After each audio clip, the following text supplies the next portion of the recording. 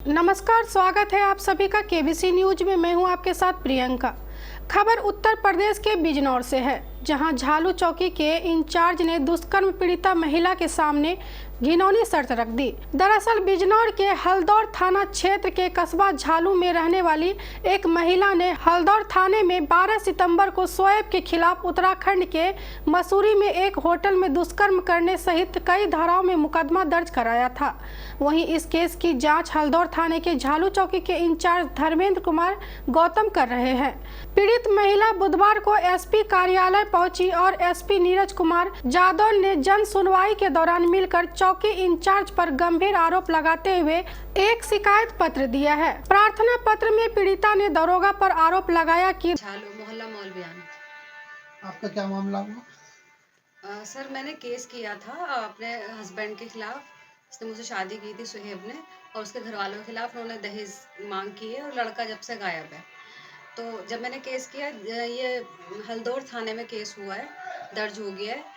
और उसके बाद अभी उसकी विवेचना चल रही थी, जिसकी विवेचना कर रहे हैं ये धर्मेंद्र कुमार गौतम एसआई झालू चौकी इंचार्ज जो हैं, वो उसकी विवेचना कर रहे हैं। तो उन्होंने मुझे 16 तारीख को रात को कॉल करके बोला कि तुम सुबह मसूरी चलना है इन्वेस्टिगेशन के लिए, उसमें तुम्हें साथ जाना पड़ेगा। तुम सुबह वहाँ पहुँचो और हम तुम्हें वहाँ देहरादून मिल जाएंगे। उसने बोला तो मैं वहाँ गई।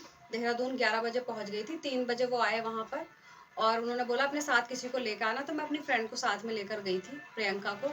फिर उसके बाद वो उन गाड़ी में एक महिला कांस्टेबल थी, एक और कांस्टेबल था और दरोगा था वो जो एसआई वो है धर्मेंद्र कुमार। तो उन्होंने अपनी गाड़ी में हम दोनों को बिठा लिया। उसके बाद वो मुझे वहाँ मसूरी लेकर गए। मसूरी में इन्वेस्टिगेशन के लिए जिस होटल में हम रुके थे वहाँ पर उन्होंने इन्वेस्टिगेशन की। तो वहाँ रजिस्टर जो एंट्री थी, वो एंट्री उन्होंने देखी, एंट्री उसमें थी। तो उन्होंने उसकी फ़ोटोकॉपी कराई। उसके जो वहाँ का मैनेजर था जो वहाँ पर था, उसके साइन करा के उन्होंने उस पर उसकी मोहर लगवा करके वो वहाँ से सारे प्रूफ ले लिए कि यहाँ पे ठीक है रुके थे। उसके बाद वो वहाँ पर मुझे बोलते हैं कि तुम अपनी फ्रेंड से पूछ लो ये रात में यहाँ रुक जाएगी क्या। मैंने उनसे पूछा सर क्यों रुकना है, कि कल दिल्ली भी चलना है, थोड़ा पिकनिक भी हो जाएगा, तो यहीं रुक जाते हैं। तुम मेरे साथ रूम में रुक जाना और तुम्हारी फ्रेंड जो दूसरा कांस्टेबल है उसके साथ रुक जाएगी। तो मैंने उनको बोला सर मैं अगर ऐसी लड़की होती तो मैं केस ही नहीं करती। जब उन्होंने ये चीज़ सुनी तो कहने लगे फिर कल दिल्ली भी चलना है ना, तो आज तो रुकना ही पड़ेगा इधर कहीं, तो फिर किसी फ्रेंड का इंतज़ाम करा के दो, किसी को बुला के दो। तो मैंने उनसे वहाँ मना कर दिया। उसके बाद वो वहाँ मसूरी से देहरादून आए। देहरादून में दिलाराम चौक पे मेरी फ्रेंड उतर गई, उसका घर वहीं था, वहीं रह रही थी वो। उसके बाद वो घंटा घर रुके चाय पीने के लिए। तो जो महिला कांस्टेबल थी और जो एक और कांस्टेबल थे सुजीत तोमर करके, हम चाय पीने के लिए घंटा घर में जो टी पॉइंट है वहाँ पर बैठे।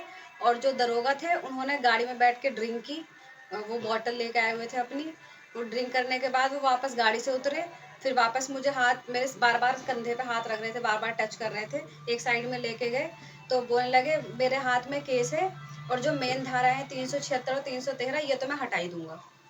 या तो तुम ऐसा करो, या तो अपनी किसी फ्रेंड को लेकर आओ, और या फिर दिल्ली में तो तुम्हें इंतजाम करना ही पड़ेगा, और या फिर तुम्हें मेरे अगर फ्रेंड नहीं लाओगी तो जब मैं तुम्हें बुलाऊंगा जब तुम्हें मेरे पास आना पड़ेगा।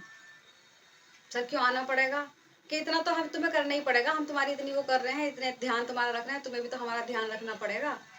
और बाकी धाराएं वाराएं तो फिर वो सब मेरे ही हाथ में है, बाकी कुछ होगा नहीं।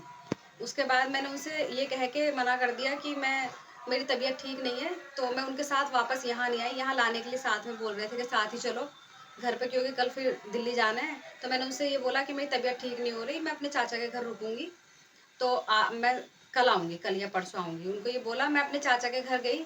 जैसे ही चाचा के घर गई उनकी व्हाट्सएप पे कॉल आई मेरे पास कि तुम पहुँच गई और तुम्हारे पास में कौन कौन है। तो मैंने बोला मेरी चाचा की बेटी है और मेरी चाची खाना बना रही है। अच्छा, रिकॉर्डिंग तो नहीं कर रही हो। मैंने बोला सर इस पे व्हाट्सएप पे रिकॉर्डिंग कैसे होगी, मेरे चाचा पास में थे। तो मैंने अपने चाचा को बोला चाचा इस पे रिकॉर्ड कर लो ये कॉल अपने फ़ोन से। तो उन्होंने वीडियो बनाई है, उस कॉल पे रिकॉर्ड की है। तो उसमें भी वो वही चीज़ बोल रहे हैं कि झालू में अपनी कोई फ्रेंड लेके आओ अपने साथ। तो मैंने उनको बोला सर मेरी झालू में कोई फ्रेंड नहीं है, मेरी सारी फ्रेंड्स की शादी हो गई है और सब अपनी अपनी ससुराल में हैं। तो सब ससुराल में, तुम कहाँ हो। मैंने बोला मैं अपने घर हूँ। तो फिर वो तो फिर तुम्हें आना पड़ेगा, अगर फ्रेंड नहीं आएगी तो तुम्हें आना पड़ेगा मेरे पास जब भी मैं बुलाऊंगा।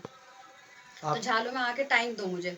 इसी केस की विवेचना के सिलसिले में 17 अक्टूबर को मसूरी बुलाया था। होटल के कमरे का रिकॉर्ड लेने और अन्य जांच के बाद दरोगा उसे लेकर देहरादून आ गया।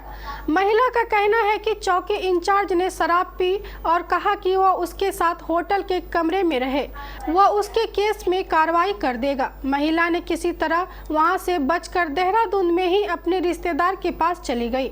उसी रात चौकी इंचार्ज ने उसे फोन किया और उससे अश्लील बातें की। पीड़ित महिला ने उसकी रिकॉर्डिंग कर ली। एसपी ने इस पूरे मामले को गंभीरता से लेते हुए बातों की रिकॉर्डिंग एक महिला उप निरीक्षक से चेक करवाई तो उसमें अमर्यादित बातें पाई गई।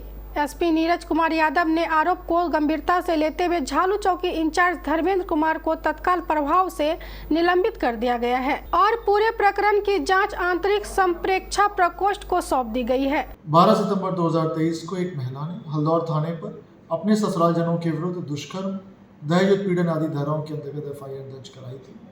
इसकी विवेचना उप निरीक्षक धर्मेंद्र गौतम द्वारा की जा रही थी। कल इस महिला ने जनसुनवाई के दौरान मेरे सामने उपस्थित होकर एक प्रार्थना पत्र दिया था, जिसमें उन्होंने उप निरीक्षक धर्मेंद्र गौतम के विरुद्ध आरोप लगाए थे तथा एक ऑडियो रिकॉर्डिंग उपलब्ध कराई थी। ऑडियो रिकॉर्डिंग की जांच कल मेरे द्वारा एक महिला उप निरीक्षक से कराई गई। ऑडियो रिकॉर्डिंग में उप निरीक्षक धर्मेंद्र गौतम द्वारा अमर्यादित बातें कही गई हैं। इन बातों को तत्काल संज्ञान लेते हुए उप निरीक्षक धर्मेंद्र गौतम को मेरे द्वारा निलंबित किया गया है तथा इनके विरुद्ध आंतरिक संप्रेक्षा प्रकोष्ठ को जांच सौंपी गई है। जांच उपरांत इनके विरुद्ध नियमानुसार वैधानिक कार्रवाई की जाएगी। और जिले के एसपी नीरज कुमार यादव ने जिले भर में तैनात सभी पुलिस अधिकारी कर्मचारियों को निर्देशित किया है कि ऐसा कोई कृत्य न करे जो विधि के प्रतिकूल हो। संज्ञान में आने पर संबंधित के विरुद्ध कड़ी दंडात्मक कार्रवाई की जाएगी। केबीसी न्यूज के लिए बिजनौर से उस्मान मंसूरी की रिपोर्ट।